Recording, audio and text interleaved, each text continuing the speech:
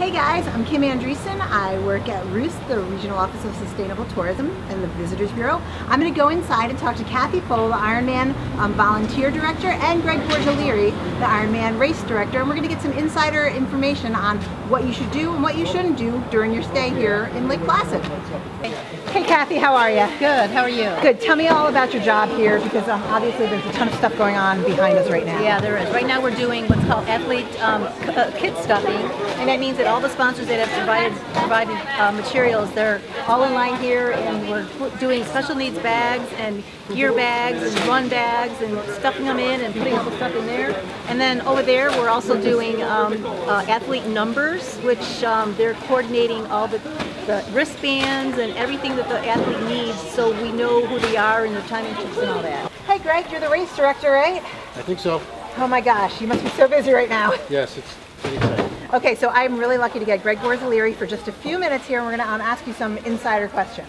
Sounds good. All right, so first off, parking. Where do I park? Parking, West Valley lot, Okay. Lake Placid Elementary School, and the firehouse. We have 3 parking lots. Shuttle runs between them all, starting at 4 a.m. Okay. till 1 in the morning. And that's the best place to park? That's the best place to park. Okay, so obviously that's the easiest way. Park out of town, take the trolley in or the shuttle in. Okay, say you do park in town. What's the easiest way to get around? The best way to get around is either on foot or on a bicycle. Okay. You can't ride a bicycle on a lot of the race course, but you can on parts of it. Oh, okay. Where we do have barricades and we're really not too tight and squeezed, you can get around on the bike.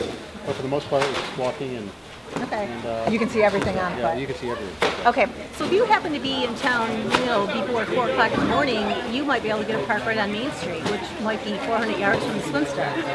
But you might not be able to get out, but, and there are places on side streets, but it'll cost you $25 in a ticket if you do that. So. Oh, I did not know that. Yeah, okay, so don't park on the side streets. Who knew? Okay. Yeah. All right, so you're in town now. It's about to start. Where is the best place to see first the swim? I would be in a kayak out on the water. Is that allowed? I'm sure it's allowed. Really? Or there's a great viewing spot on the opposite side of the lake by the Lake Placid Club Beach. Yep. That's a great spot too. And you can probably go even further down. I mean, yeah, you can go further down. You go. don't see it as much further down. Yeah. Or if you can get down to the Golden Arrow or Mixed Park, you can still see pretty good there. All right, so on Main Street, just go down Main Street, any of the openings there. Okay, so now the swim. Swim's over, bike. Where am I going to sit to watch the bike? If you're not out on the course, out on the beaches of the course, the absolute best spot, Tour de France style, is at Cobble Mountain Lodge. So as they're coming up the hill before they make their final turn on the Northwood Road, Yep. it's like mayhem out there. There's hundreds and hundreds of people. They're all cramming the road, and the riders come up through it. It's kind of like almost single file. People are cheering and screaming because it's the last big hill to go. That's awesome. I didn't know that. No, it's really cool. And you can walk out there, or you can. The road is closed between the traffic light on Mill Hill and Northwood Road. Okay. So it's a free-for-all out there. You can walk there. And that's only like a half mile from the middle of town. Yeah, it takes you a 10-minute walk. Yeah, that's great. Okay, bike's done, run. What do I do for the run? The run, again, Mill Hill is an awesome spot because that's where they need your cheering the most. Okay. So anywhere from Lisa G's to the town hall. Okay. It's usually, again, more mayhem there. There's screaming, there's loudspeakers, there's megaphones. That's awesome. Yeah, that's cool. Okay. So how long does the bike ride take? Well, or what average is going to be about, I think, 5 hours, 4.5 to 5 hours. So we're going to have some time. So it's 2 loops though. No, you want it because it's 2 loops. Everything is 2 loops. Okay.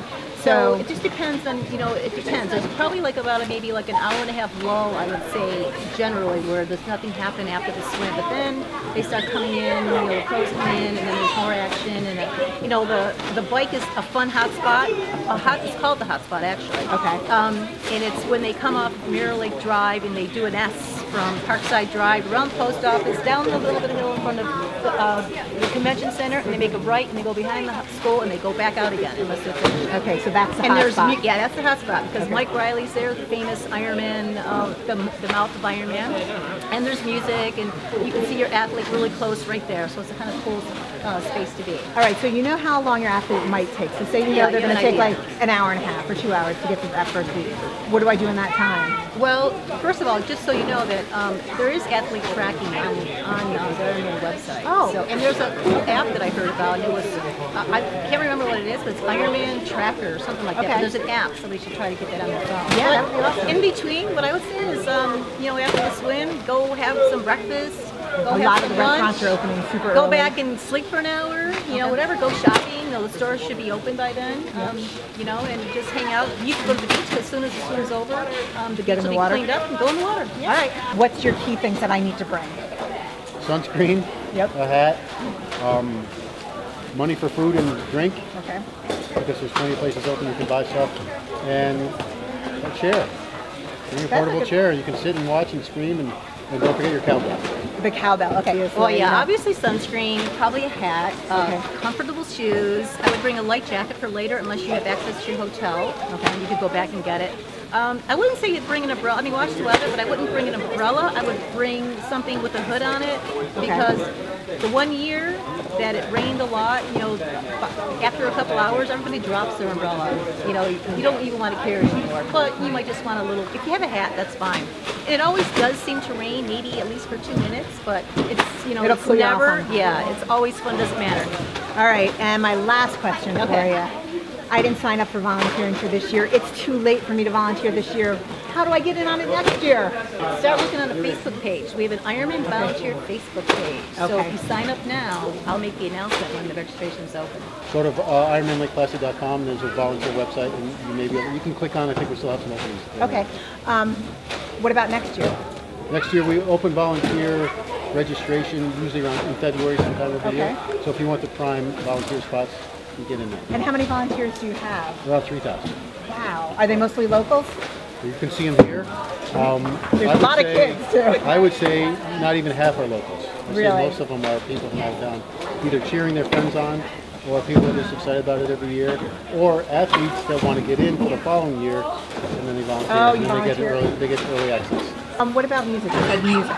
Yeah, well, there's music everywhere, starting in the morning for body marking. You know, that's just right outside the oval. And then the hotspot has music. And then the best place for music is at the finish line from 10 to midnight. That is like so inspirational. Oh my God, you know? I just got chills thinking about it because it's so cool. And you know, towards the end when that last runner's coming in, oh my God, you can hear. They've told us you can hear the chant down at the other end, like near Northwood Road, the other end of Mirror Lake, and the crowd is just like go, go, go, and chanting. It's so cool. It's really awesome. Yeah, that's fun. There's a lot of people there. They're cheering. It's great. Thank you so much, Kathy. I know you've got a ton of stuff going on. Kathy Pfohl. Okay, thank you. All right, I know you're in a rush to get back, and I so appreciate your time, but I have one more question for you. What is with the garbage cans? There's garbage cans everywhere. What are they doing? What exactly are they doing here? I don't know who put these there, but some heads will roll. No, these are garbage cans where we put all our athlete bags. Okay. So when they come through the line, they check in, they get their number, they get a goodie bag. They get a goodie bag. And then somebody said something about athlete backpacks. Yeah, we have athlete backpacks that will be available in our merchandise tent. Okay. Once you register here, you go down to the merch tent, pick up the backpack, and they're on there. That's awesome. Thank you so much, Greg. Anything else you want to? Yeah, one last thing. Yeah. We have a new thing this year. It's a Friday night it's a Friday night celebration welcome ceremony. At Mids Park, we have a free concert. Oh. Annie in the Water is playing from 6 to 7. And then at 7 o'clock, our Jumbotron's going to be there. We're going to do torch lighting. Mike Riley will start the show, and we'll have a little charity auction to benefit the Police Benevolent Association. We're going to auction off a handheld Ironman/Olympic torch. That's amazing. Yeah, that's awesome. So that's at Mids Park on Friday night. 6 o'clock Friday night. Awesome. Thank you so much. All right. Thank you. Thanks so much for checking out our video. Tomorrow, come back and we're going to have a new one on where we're going to talk to many of the sponsors on Main Street and check out the local deals that'll be happening